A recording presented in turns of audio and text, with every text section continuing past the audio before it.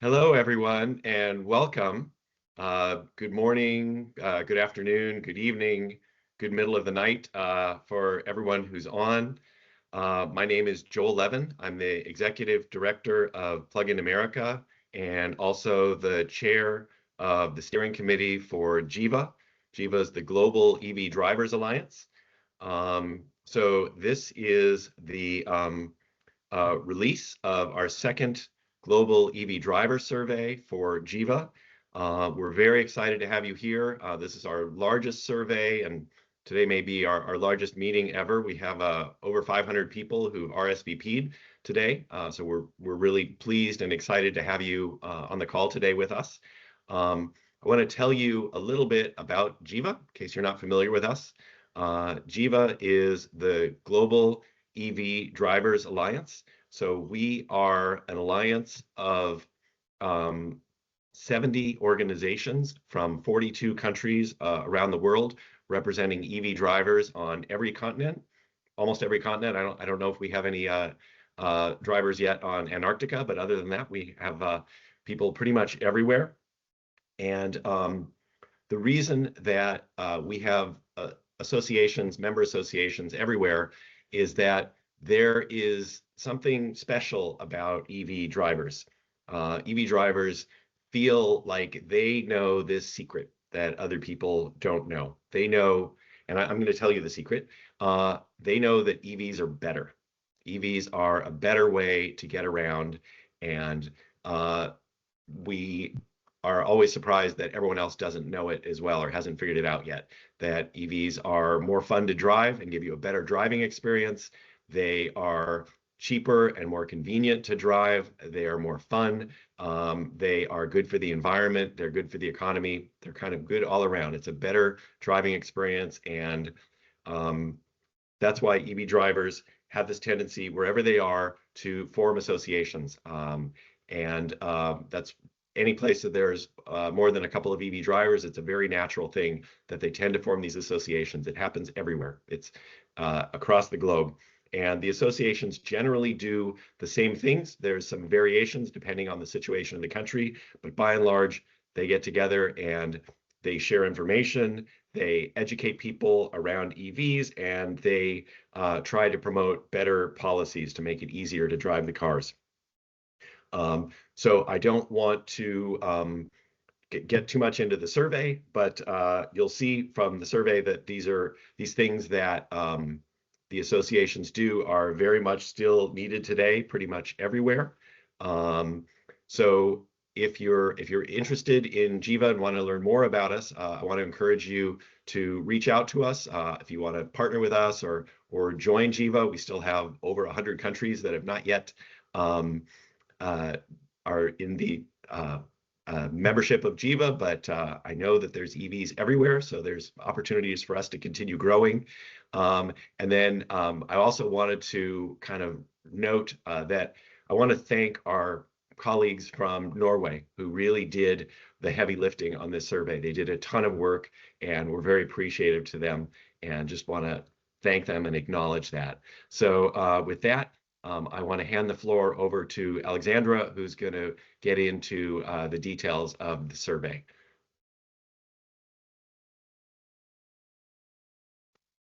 Thank you. I hope you can see my presentation.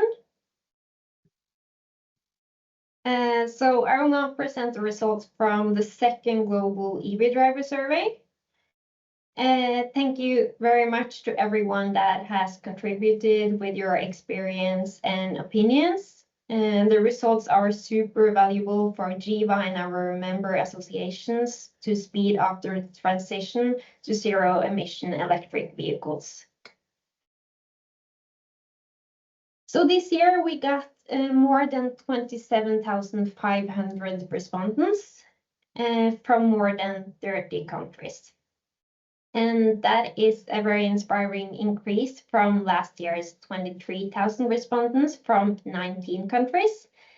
And we do believe that the Global EV Driver Survey is the world's biggest single survey of users of battery electric vehicles. So here we can see how the respondents are distributed among the 30 countries with more than 100 respondents.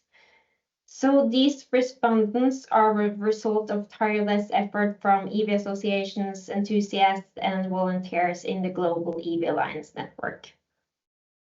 And the national results that I'm going to show you are an average of the responses from all the respondents from each country, while the global results, however, are weighted.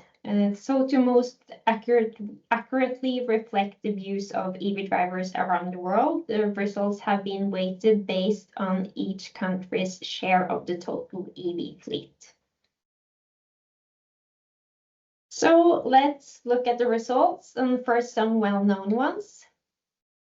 An overwhelming majority of the EV drivers are happy about owning an EV.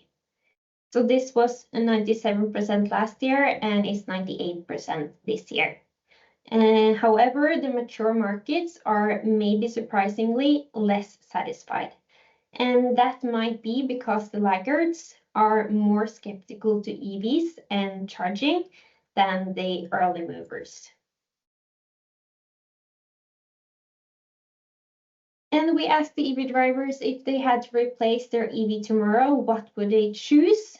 And these results show that only 1% will return to a petrol or diesel car, and 4% would opt for a plug-in hybrid. And 93% would choose an EV again. And 90% of the respondents say that they think climate change is a big problem, and this is exactly the same number as 2024.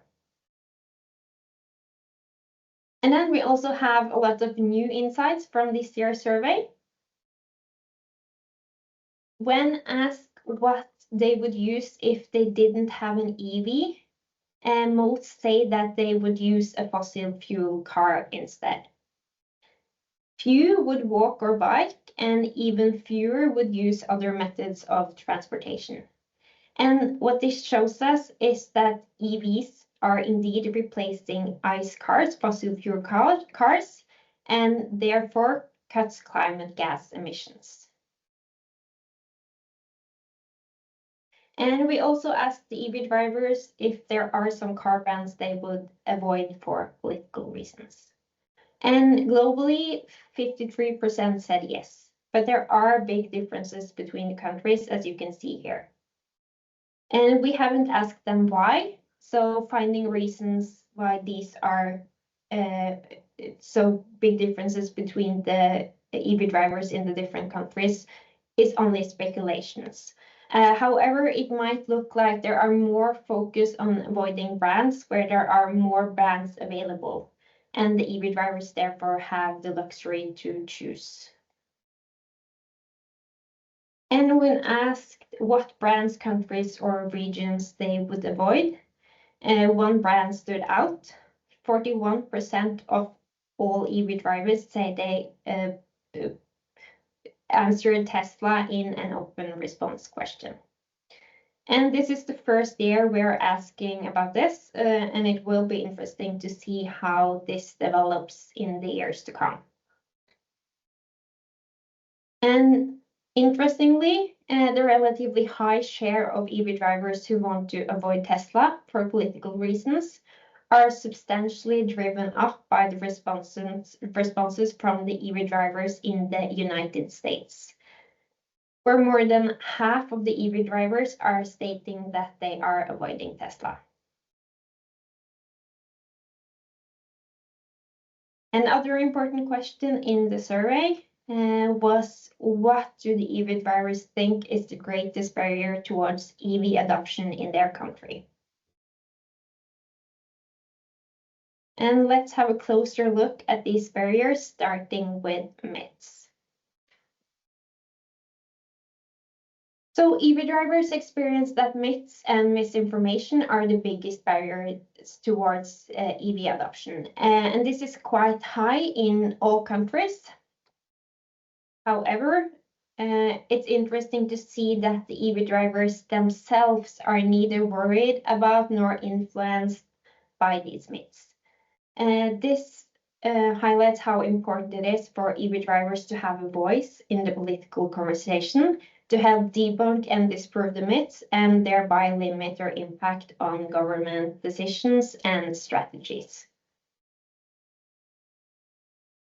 At the same time, EV drivers say it's difficult to convince others that the myths are false. And this shows that there's a need for a solid effort to bust these myths. Because the biggest challenge when myths are dominating the EV conversation is not the inability to convince your uncle at this year's Christmas party. The big problem is that the myths are also influencing the governments and the decision makers, slowing down the implementation of new and smart EV policies. And the EV drivers are very vocal about policies to increase the EV sales. 83% of them believe policy measures are needed to increase the EV sales in their country. And that brings us back to the second most important barrier, also mentioned by a majority of the EV drivers, and that is purchase price. It is too expensive to buy an EV compared to fossil fuel cars. And this is exactly what is needed to be solved by policies and regulations. So when asked why they chose an EV, we see several economic reasons, like lower energy costs on top of the list and lower maintenance costs. But on the bottom of the list, we find competitive purchase price, the least chosen alternative by only 3%. But there is one country where this is a lot higher. In Norway, which happens to be my home country, 16% say it's because of competitive purchase price that they chose an EV. So with a range of EV policies, including reduced tax on new EVs, EVs have about the same price as ICE cars or fossil fuel cars. So moving back to the barriers, charging opportunities and price is also hindering the EV adoption, according to EV drivers. And charging opportunities along the road is in third place at 32% globally, but with great differences between the countries. So we see that this is especially difficult in emerging EV markets like Brazil, Costa Rica, Guatemala, India, and Mexico.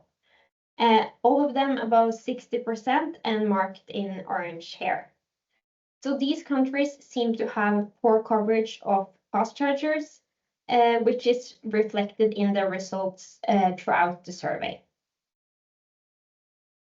But what we can also see from these responses is that in the more mature EV markets, it seems like charging is going quite well.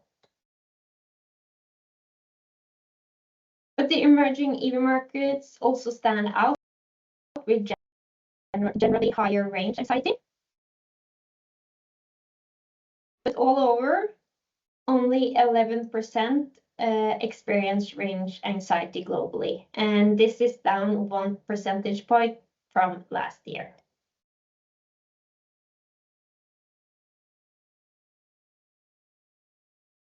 So we asked the EV drivers what they consider the biggest disadvantage with having an EV, and we see that 45% find no disadvantages at all with having an EV. And this is an increase from 40% last year. On second place, we find time-consuming charging, and followed by poor coverage of fast chargers. And looking closer at what countries think this is a problem, we also see very big differences between the countries here, with a lot higher percentages in some of the emerging EV markets, but also some other markets. And we see that half of the EV drivers think availability of fast chargers is more important than good price. Only 20% of the EV drivers disagree. So in general, a lot of the disadvantages are connected to charging.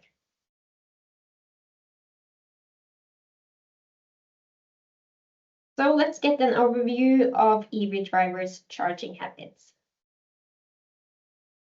So this is how often EV drivers charge at different places. So daily is the dark green, and then it gets lighter when it's less often. So as you can see here, EV drivers mostly charge at home.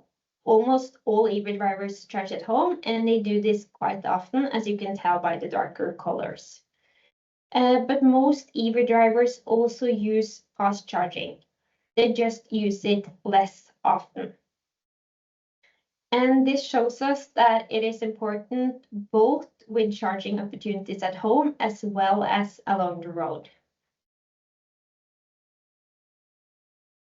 And when deciding where to fast charge, facilities is the most important to the EV drivers. And this is followed by price. So people want something to do while charging. This is also reflected here. 85% say that fast charging is a necessary break from driving, which they use to stretch their legs, eat, use the restroom, etc. 12% want to get back to the road as fast as possible.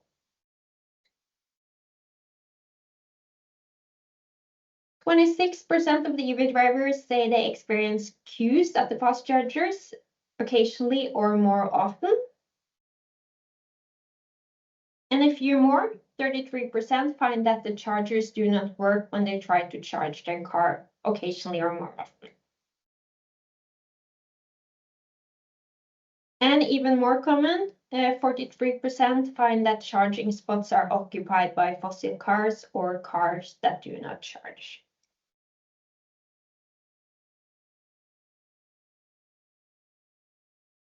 So all of this might be why a lot of EV drivers worry about charging on longer trips. So this is all the nations in the survey. So you can see that there are quite some differences between the countries.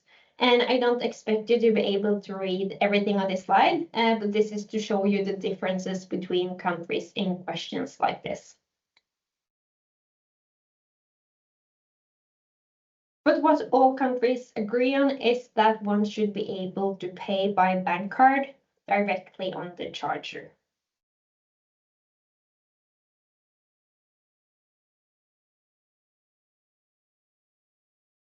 And most EV drivers, 67%, think it takes more planning to take the EV on a longer trip compared to a fossil fuel car.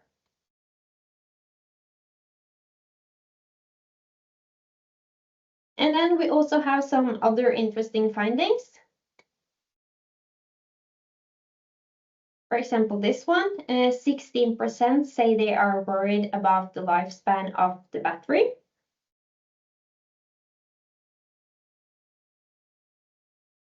74% of the EV drivers globally say they care about the environmental impact of the production of their car, and 12% don't. And luckily, only 10% are worried that the prolonged power outage will prevent them from charging their car.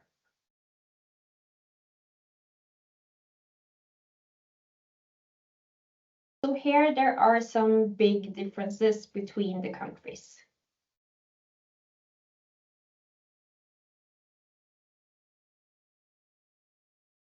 And then finally, some very short background data. Most of the respondents are male, 86%.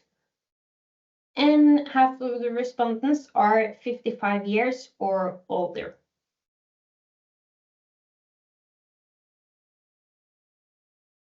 And with that, I am super excited to inform you all that the full report, including all of what I have presented today, is now accessible at the report website, survey.globalevalliance.com.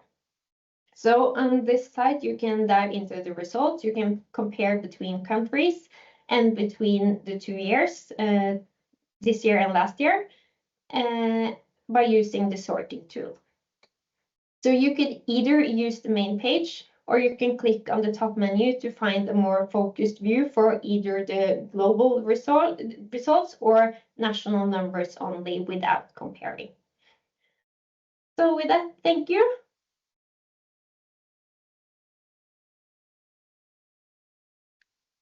Great.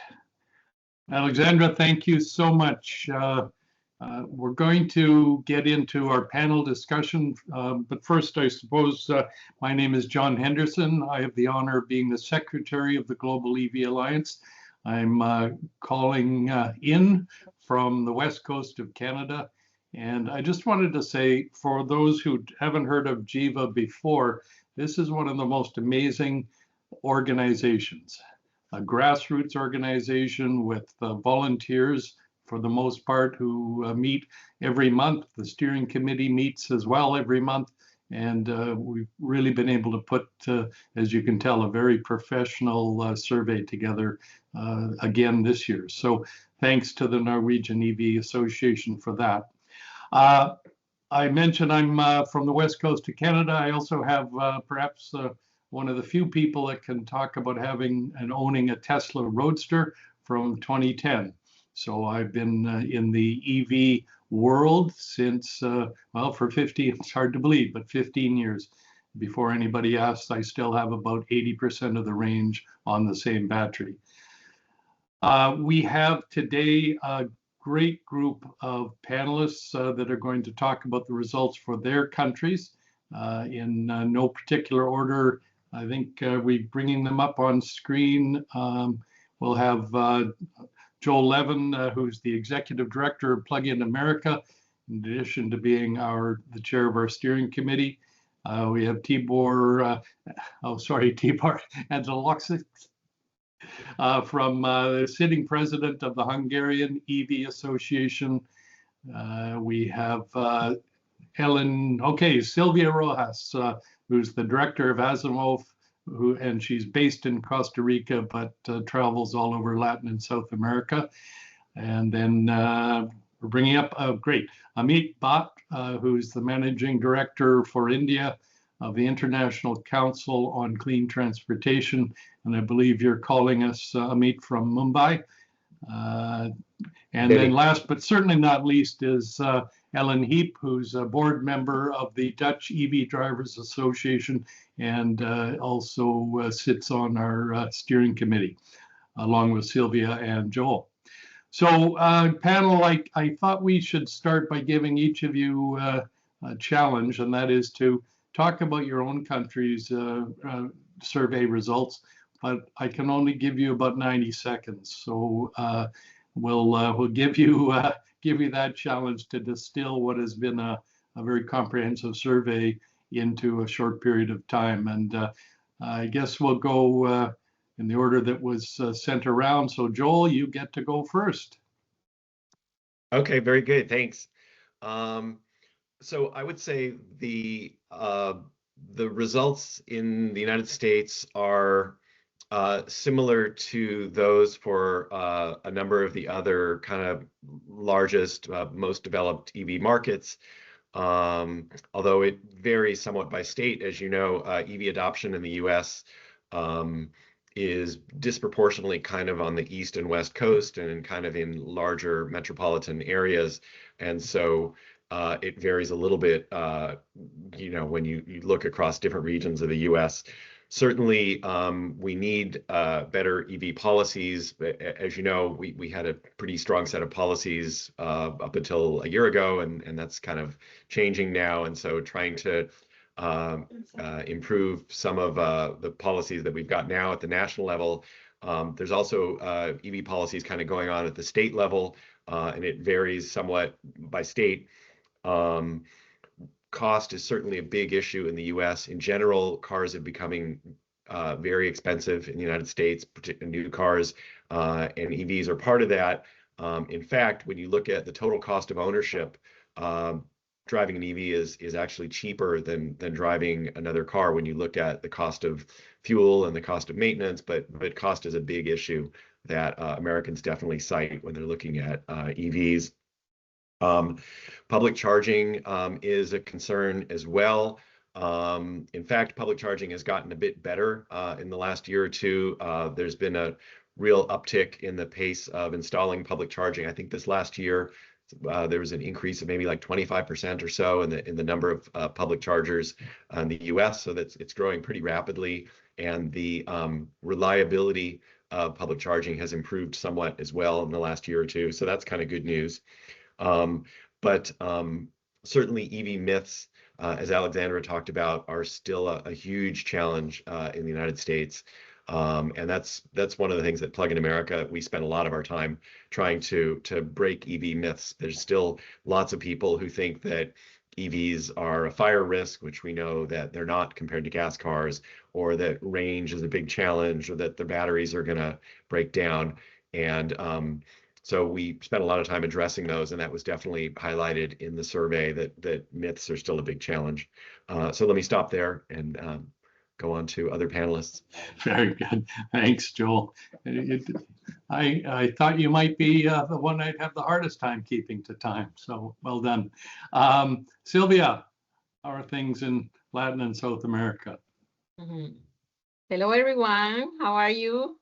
Well, it's great to see you again at another edition of GIVA's Global EV Driver Survey for that second year running, so this is great. And well, regarding to the results, I will refer to Costa Rica, but also to another countries in Latin America, if that's okay, such as Mexico and Guatemala and Brazil. So indeed, people are happy. We are happy with our electric vehicles, and the experience is extremely positive for EV drivers. But the most obvious and not surprising result is that charging infrastructure remains our main challenge. And it is not on our region, but I think that here in Latin America, it is a more important issue for people, you know. So most people in Costa Rica and Mexico consider that the lack of more fast charging infrastructure as a barrier to making the switch to EV adoption. But pay attention to the myth, as well as Joel said, the myth still seem to be relevant, ranking as the second most common reason for not making the change. So this survey shows us that the myth are still an area we need to address.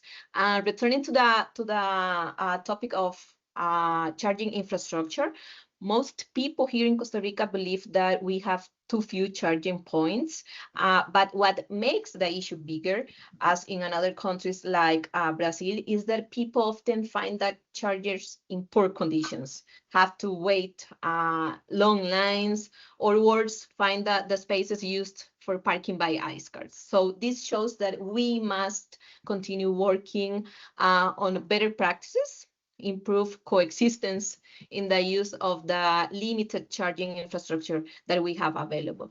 Another result from the survey is that, at least here in Costa Rica, the availability of chargers is more important than good price. So we usually think that matching prices is enough, but no, people give more importance to the issue of charging infrastructure when deciding to whether to switch to electric mobility.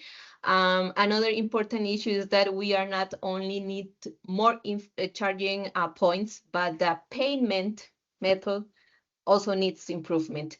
84% of people in Costa Rica and 88% of people in Brazil said we should be able to pay with a bank card, you know, without needing an app, but rather pay directly at the charger with our debit or credit card. Another point I want to highlight is that public policy is indeed important to people.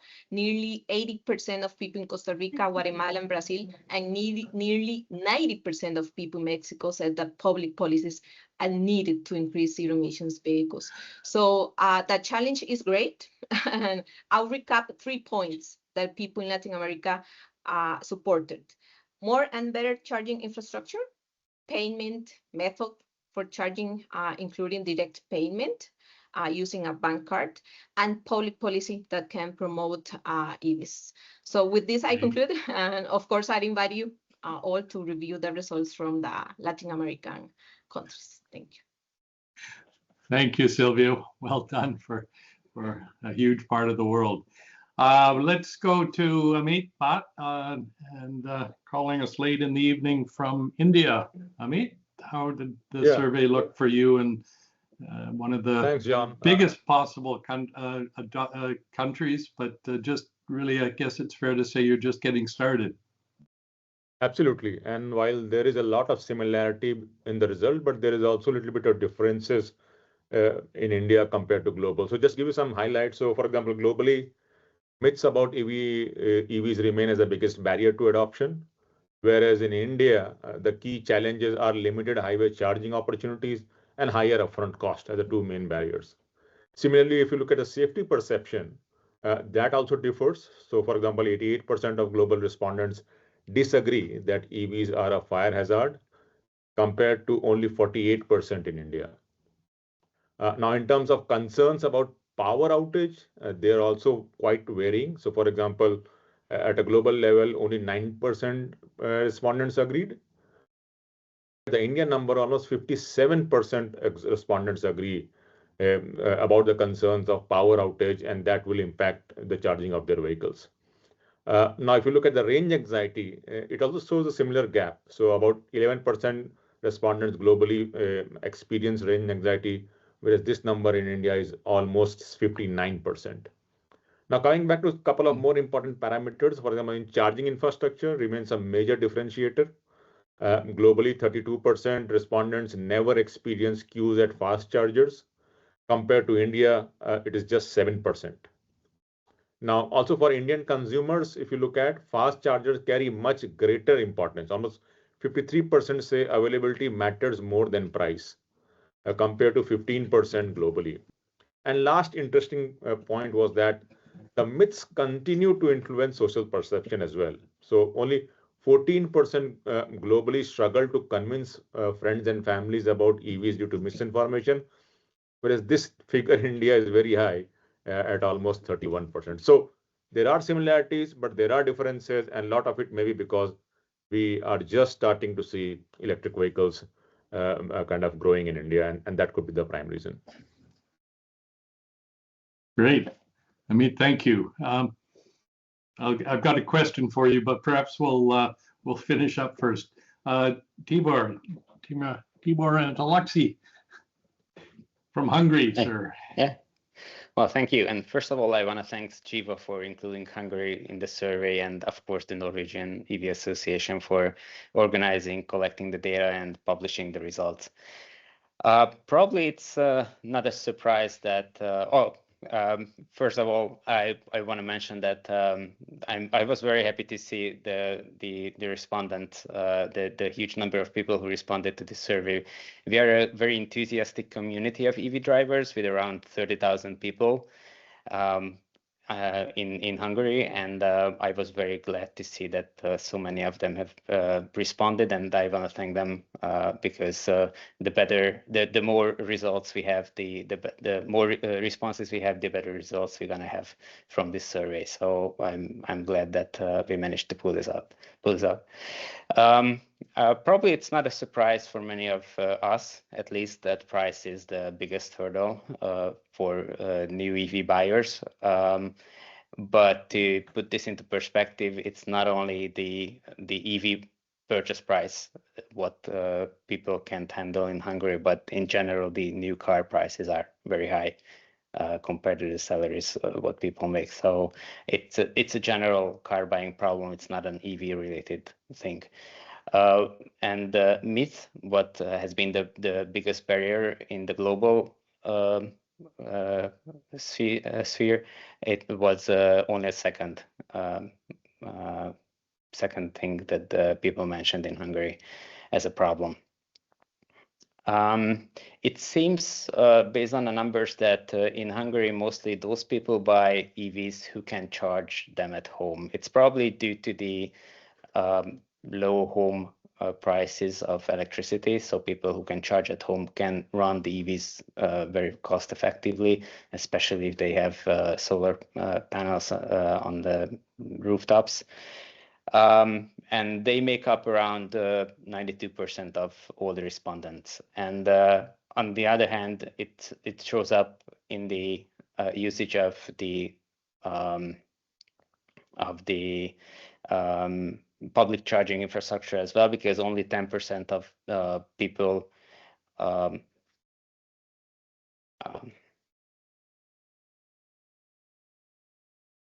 only 10% of the people. Sorry, I think I thought I had a technical problem, but only 10% of the people use the public charging regularly. Most of the people simply just charge at home. The good news is that people are getting more comfortable with EVs, and planning a long trip doesn't seem to be a big problem anymore, or at least it seems to be a problem for less and less people compared to last year, at least. And what I was happy to see that far fewer people are concerned about the degradation of the battery as well. Last year, 91% of people selected that or said that they would purchase an EV if they had to pick again tomorrow. This year, it was 93%, so it was up by 2 percentage points. So I was very glad to see that. And this year, only 1% of respondents said that they would go back to ICE cars. So that's another good move to good direction.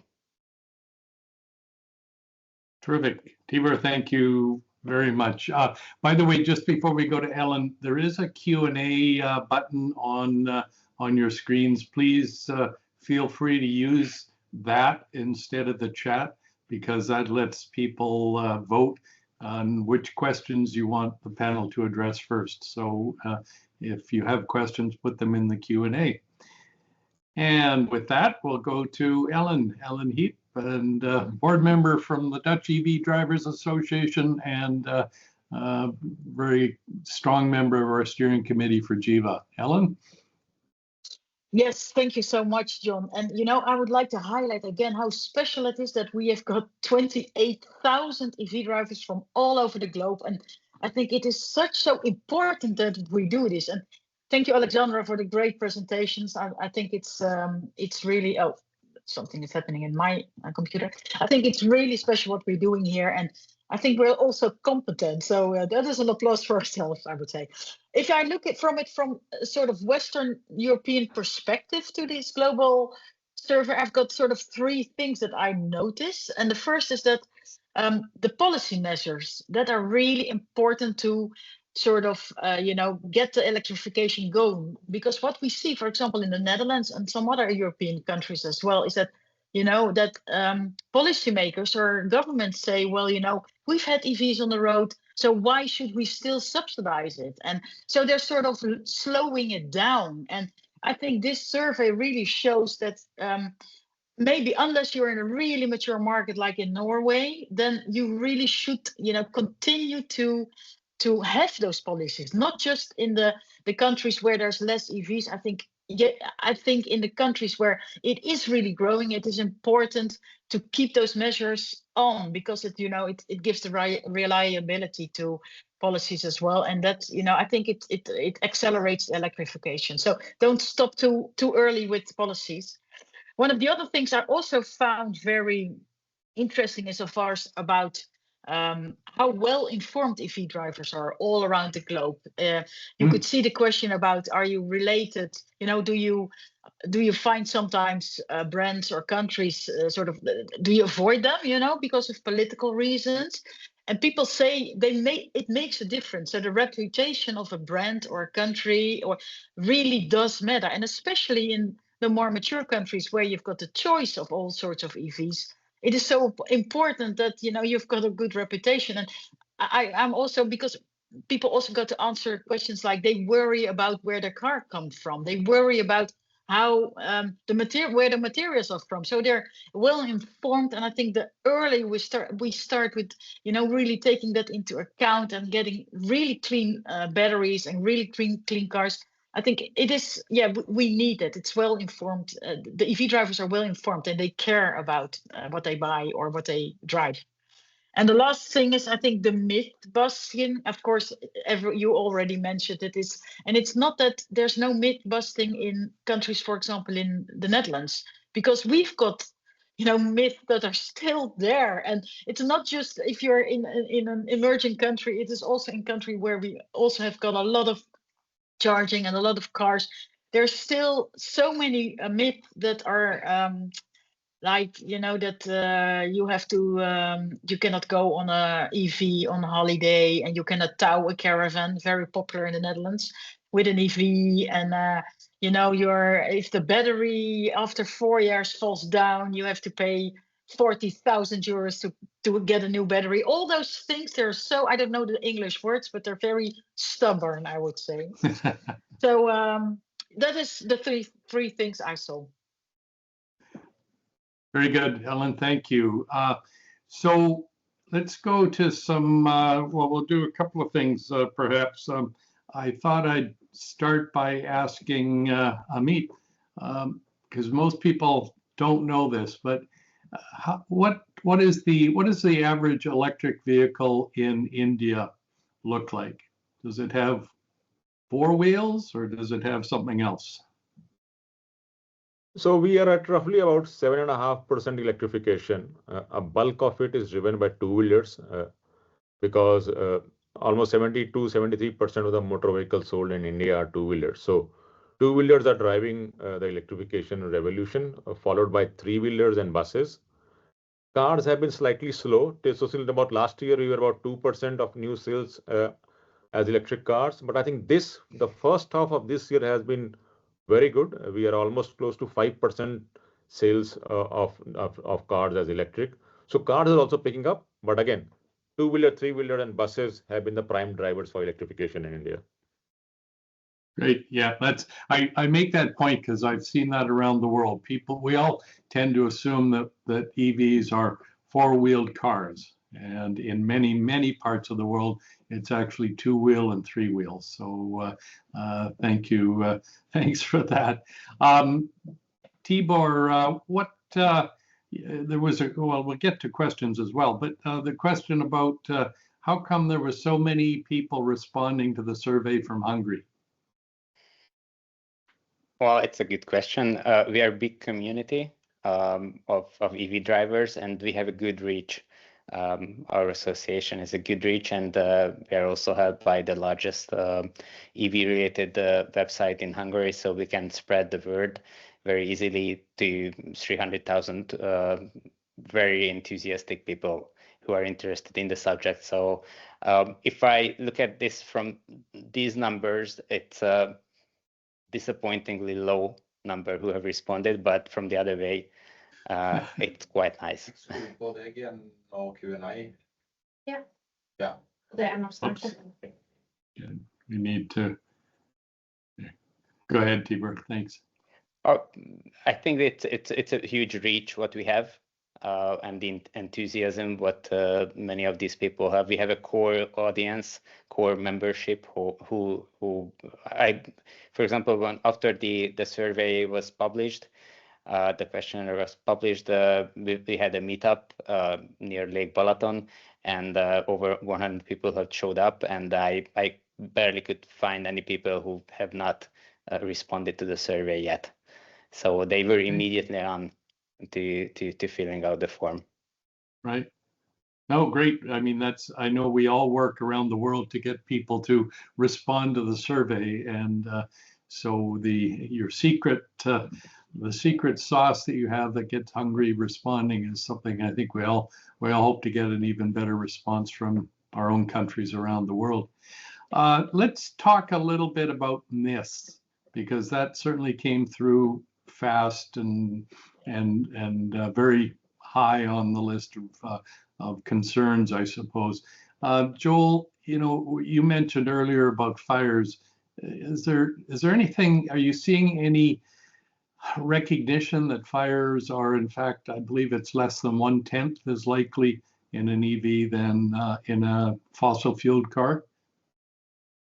Unfortunately not. I mean, we know that fires are very rare in EVs. I mean, when you're driving around with 15 gallons of gasoline in your car, that's basically a bomb, that's like, that's a very dangerous thing. And there's fires in gasoline powered cars are extremely common. They happen every day. And yet I think that there's actually a deliberate effort going on, at least here in the US, to sort of paint EVs as fire hazards. And so there's this perception that many people have. It's become really common that EVs are dangerous and that there's a high risk of fire. We're working against that. It's something that Plug in America has kind of taken on to try to challenge, but it's very challenging because there's definitely a perception of it, and it's growing, if anything. Another really common myth that maybe we're having a little bit more success with is that the batteries break down. Almost every day people say, how much is it going to cost me when I have to replace my battery? And is it every 2 years or every 3 years? I'm like, no, you're never going to have to replace your battery. I mean, the way I respond to that is like, how often do you have to replace your engine? And people are like, well, I've never replaced an engine. I'm like, well, that's about how often you'll have to replace your battery. But that's a really common myth as well that we struggle with. Range anxiety, I think, is getting a little bit better as the charging network in the US is really improving a lot right now. So I think that is improving a little bit, but the fire is a big challenge that people perceive that fires are this huge risk. So something we struggle with. Yep, I think that's probably true all over the world, that as things improve, people start to worry less. I remember in 2011 worrying about where to charge. I had to go to a welding shop or a recreational vehicle park because they were the only locations that had 220 volt charging. Of course, today I don't even think about it. Ellen, let's go to you. There was a question in the Q&A about the Netherlands and that the charging points are controlled by the grid operators. And is this is this a global trend that where due to congestion, 5 of us all come at the same time, we get a lower rate of charge? I think we are honored in the Netherlands to have grid congestion the first as a real problem. So I don't know if it is a for example, I know in Norway it's not a big topic. So, and maybe Tibor, you can ask for the Eastern European countries.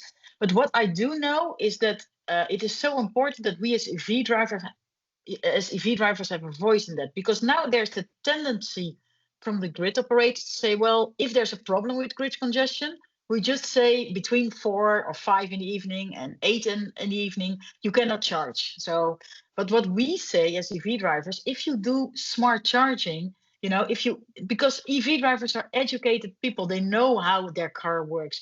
So if you do smart charging and, encourage them to charge on other times, you can see so many different results that you don't need as a grid operator to, take that rough measure just shut off the charging. And we are very against it. So because we think, and that is one of the myths, for example, we have in the Netherlands, is that people say the grid cannot handle it. And we know that the grid is perfectly well capable of handling it. You just need to sort of make it smarter and, encourage people to charge at the night or let them know when they need to leave. So there's so much more to do than just shutting off charging points. Thank you. Thanks. So Sylvia, I'm going to ask a different question for you. What's the most fun thing that you have experienced with your electric vehicle? Wow. Well, actually, we had a trip along Central America 2 years ago or 3 years ago. I can't remember right now. So it was really fun. And, was challenging also as well, because you can imagine traveling through 6 countries. And we did it with a lot of people, not just me. So we were on 10 EVs. So it was really fun. It was really we enjoyed that experience.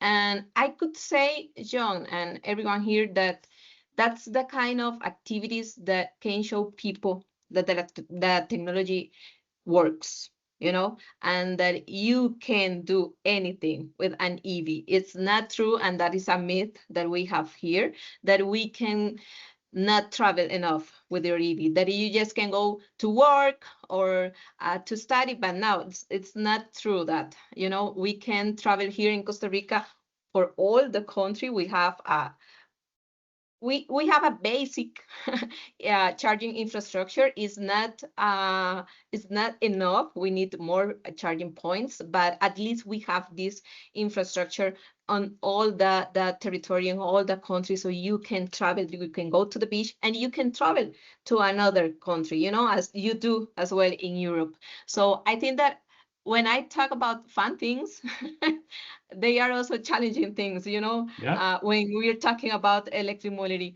And I just want to give you some data, okay? I want to give you this number that I know is not a big number, but at least here in Latin America, it proves that electric mobility is increasingly gaining ground. And is that the electric vehicles sales in Latin America reached a market share of 6% in the third quarter of this 2025. And I know that 6% is not too big, but here in Latin America, this is huge. This is important, and this proves that people is trusting in the technology. And here in Costa Rica, last October, we got 25% of the share market, but now we are helping another country. So knowing about this 6% is a real good news for us. That's great. I think we could talk all day, but we do have a time constraint. So I'm going to wrap up, first of all, by thanking all of you, the panelists, and all the people that we didn't have room for all the countries to be on the panel. But I think you've seen in the chat and the links, we have the survey is now published. It's under the domain survey.globalevalliance.com, and you can see your own country. And if you hunt around, you can see how to compare your country against other countries. I think I'm not going to ask for questions or answers rather, but the thing that I'm always interested in is what comes next. And so take this away and think about it. What's going to be the biggest development in EVs in the next 12 months? And maybe write that down, and we'll see if you're right at this time next year when we finish our third survey. So again, thank you everyone for on the panel for participating. And Joel, I think I'll turn it back to you to wrap us up. Okay. Thank you, John. So yeah, I just wanted to wrap up by highlighting, you've probably heard this, but it bears repeating, what an extraordinary organization Jiva is. There's really nothing quite like it in the world. And the reason Jiva is extraordinary is because, as I said, there's something unique and special about EV technology and about EV drivers. Again, that EV drivers feel like there is this secret in the world. We don't understand why the whole world isn't moving to EVs more rapidly, because it's so obvious to us. It's so obvious that this is just a better technology. And once people drive an EV and they're like, oh, I get it. This is a great way to get around. And that's why EV driver associations are just blossoming all over the world. Any place where there's a couple of people driving an EV, there's this natural inclination to get together, to associate, and to create an organization. And so I want to encourage people on the phone to partner with us, to join if you've got an association in your country that is not yet a member of Jiva, and to collaborate with us if there's ways that you can be working with Jiva, or just learn more about us. Again, we have these phone calls every month where it is remarkable. You don't really have the opportunity to be on a call with people from 25 or 30 countries learning about what's happening in their countries. It's really a cool thing. So I want to stop there and thank you all for being on the phone. and let you know the survey is now up on the website, or it will be in the next few minutes. And so you can take a look at it, and there's going to be a recording of this call that is going to go around. I think we'll be sending a link around so you can catch up on it if you missed any of it. And thank everybody. And we'll be doing this again next year, I think. So stay tuned. So thanks everyone, and we'll see you soon. Bye.